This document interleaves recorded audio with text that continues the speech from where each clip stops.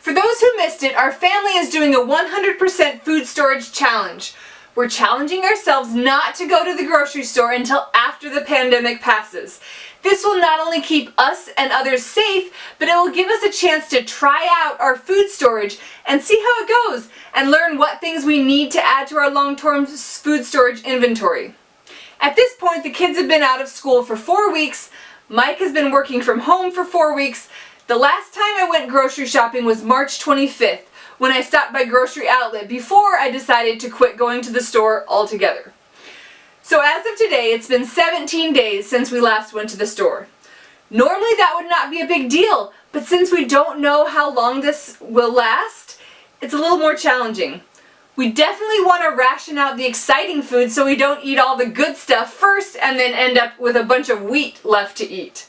If you want to see exactly what was in our pantry, food storage, freezer, and fridge at the beginning of this challenge, check out the videos that I'll link below. In this update, I'll go through some of the things we've eaten in the past couple of weeks, then I'll talk about some of the things that have been hard, as well as some surprise blessings. Okay, we'll start with breakfast. Oatmeal. We're actually low on oats in our long-term food storage. They're something we eat very regularly, but we hadn't stocked up recently. We usually buy oats as 25-pound bags at Winco and had about 35 pounds left when we started this challenge. We also have some instant oatmeal packets. Normally the older kids would eat 2 or 3 of these packets for breakfast, but to make them stretch, we add a 1/3 cup of regular oats to the instant oatmeal packet and increase the water to make a heartier serving. We also sometimes make a pot of oats on the stove and add brown sugar and raisins. Cream of wheat. Mike and the kids call this bear mush. I think that's a Goldilocks reference. We buy it from the bulk bins at Winco. We don't have a lot on hand, just this that we got on our last monthly grocery haul. We'll keep it in our breakfast rotation until it's gone. We usually add brown sugar and raisins to that too. Eggs. Mike makes the best scrambled eggs in the electric skillet. Some mornings we have fried eggs. We have 17 hens, so the eggs keep coming, though I assure you, with the price of chicken feed, they are not cheaper than store-bought eggs. Cold cereal. If you watched the video of our food storage tour or saw the recent grocery outlet haul video, you know that we got a lot of Rice Krispie cereal at 50 cents a box. When we ran out of regular milk, we started making powdered milk. Thankfully the kids don't mind at all. Baked French toast casserole. Using leftover dried bread that we found in the freezer, we made a huge pan of baked French toast casserole. It was delicious. The pictures don't do it justice. Pancakes. We make pancakes from our homemade whole wheat pancake mix. The 3 older kids know how to make them, so it's a breakfast they can start in case mom and dad are still in bed. Not that that ever happens. We eat canned peaches, pears, and applesauce on top of our pancakes. Sourdough waffles. Mike's mom often makes sourdough waffles made from his grandma's recipe when the family gets together. Everyone loves them. Mike started his own sourdough start about 2 weeks ago. His mom also gave us some of her start in case Mike's didn't work out, but it did. I made some homemade syrup to go with them. Cinnamon rolls. For a special birthday breakfast, I made cinnamon rolls with cream cheese and blueberry frosting. Okay, now for lunch. Peanut butter and jelly sandwiches are our go-to. Once we ate the 5 loaves of store-bought bread that were in the freezer, we started baking bread. I usually bake about 4 loaves at a time. We've made our regular whole wheat sandwich bread, sourdough bread, and French bread from whole wheat flour. We have lots of wheat in our food storage. Some is pretty new and some is from as far back as the 1980s. The really old stuff doesn't rise up as well, so we grind it with some of the newer wheat and get kind of a medium rise whole wheat flour. Egg salad sandwiches.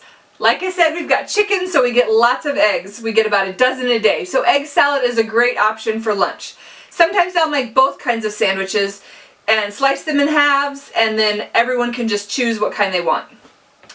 String cheese. My younger kids love string cheese, so I started breaking them in half to stretch them so they'll last longer. We don't have them every day, so we still have some left. Orange slices. We have orange slices almost every day. We picked a couple boxes of oranges from a friend's trees, and these make great additions to lunch and work as snacks in between meals. Pretzels. We ate a bag of pretzels we had on hand. Graham crackers. We've eaten a few boxes of graham crackers and the kids love these for snacks. Smoothies. We make smoothies for any meal, but lately we've had them for lunch. We add homemade yogurt, oranges, frozen fruit, spinach, and milk. Bean soup. I cooked up some pinto beans in the crock pot along with some dehydrated onions and other dehydrated veggies from our food storage. I made a giant crock pot full so it lasted for several meals. We added some sliced sausage to half of it. We ate it with a little sour cream and cheese.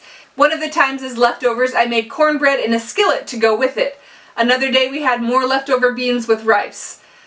And just for the record, I've never pretended to be a food photographer, but pictures and videos of food storage foods look especially unappealing. I promise they tasted better than they look. Lentil tacos. To make the lentil taco meat in the Instant Pot, put 1 cup of lentils, 2 cups of water or broth, 2 tablespoons of taco seasoning, and cook it on high pressure for 15 minutes with a quick release. Easy peasy. We double it for our family and then eat it on taco shells or tortillas with cheese and sour cream and lettuce, whatever we have. Spaghetti. We used one of our cans of spaghetti sauce and had canned green beans along with our spaghetti. We made macaroni and cheese for the kids one night. In our food storage, I found a number 10 can of cheddar cheese powder that we inherited from someone who gave us their food storage when they were moving. I had never used it before, so I wasn't sure what it was like, but when I opened it up, it looked just like the cheese powder packets that come in boxed mac and cheese. So I used it just like that, and it turned out fine.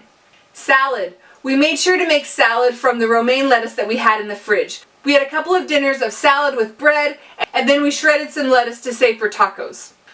Butternut squash soup. We have a wonderful recipe for butternut squash soup that has cream cheese in it, and it's really good. These pictures make it look a little bit electric, but I promise it was good, even though the pictures look kind of weird. We had it with freshly baked French bread. Bean burritos. We've had several variations of burritos depending on what kind of beans we had left over. Orange chicken and rice. When I was cleaning out my fridge and freezer, I found an orange chicken freezer meal that I had made before we had our last baby. It was delicious. Desserts. Plum sauce cake. We have lots of plum sauce that we canned several years ago, so I looked up a recipe for applesauce cake and just substituted the plum sauce. I put walnuts on half of it for those of us who like walnuts. Sponge cake. Since we have plenty of eggs but are running short on other leavening agents, I tried a sponge cake with some homemade chocolate frosting. Brownies. In our family, we prefer brownies to cake just about any day, even on birthdays. We made fudgy brownies from a jar one day, then we had a birthday in the family and we made a brownie layer cake. It was delicious. Orange glazed cookies. I found a recipe for orange flavored cookies with orange glaze. The kids were a little bit leery of the orange zest that I was putting in, but once they tried it, they realized it was delicious. We had a couple of surprise additions to our food supply. While we haven't made any trips to the grocery store in the past 17 days, we have had some surprise additions to our food supply, which have been a huge blessing. Sweet potatoes. A friend from church left us a few sweet potatoes in our mailbox, which was a great treat. Butternut squash and banana squash. Mike's dad dropped off 2 butternut squashes and a giant banana squash, which cooks up just like pumpkin, from their garden harvest last fall. Oranges. A friend whose house is on the market invited us to go pick some citrus from their trees. We've been loving and appreciating them. Okay, now let's talk about how we're feeling about this quarantine food challenge. When we first did an inventory of our food storage, freezer, etc., I was feeling pretty confident about the challenge of living off just what we have at home. Not long after that, I started to get a little stressed every time I thought about food. The trigger of the stress was that we were lacking in a few important areas, primarily leavening agents. I realized that we only had about 1.5 pounds of yeast, a little over 1 pound of baking powder, and about 2.5 pounds of baking soda. While that would last us a while under normal circumstances, with baking everything from scratch, we could easily go through that really quickly, so I knew we needed to ration it. Problem is that we don't know how long we need to ration it for. Rationing our leaven over 2 months would be a lot easier than rationing it over 6 months.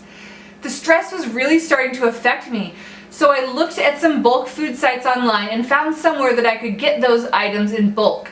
I made an order for about 5 pounds of each, and hopefully it will come through. It's somewhere I've never ordered from, and with everybody being out of everything, until I actually have it in my hands, I'm going to be careful with rationing. Aside from that, I've been feeling pretty good.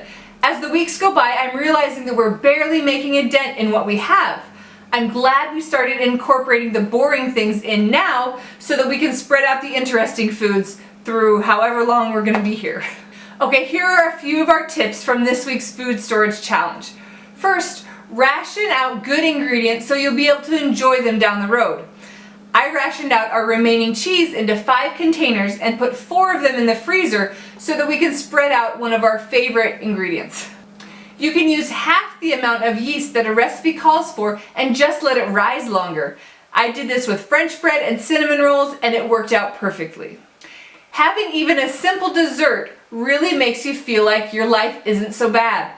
We've made several desserts lately, which really helps keep things exciting and helps encourage kids who are suspicious of eating foods that aren't their well-loved favorites. And finally, be conscious of how much you're eating and stop when you're satisfied.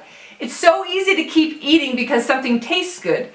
This has always been a struggle for me as I'm trying to lose all this baby weight. But now that we're trying to make our food last, I have another reason to not overeat, and it's really been effective.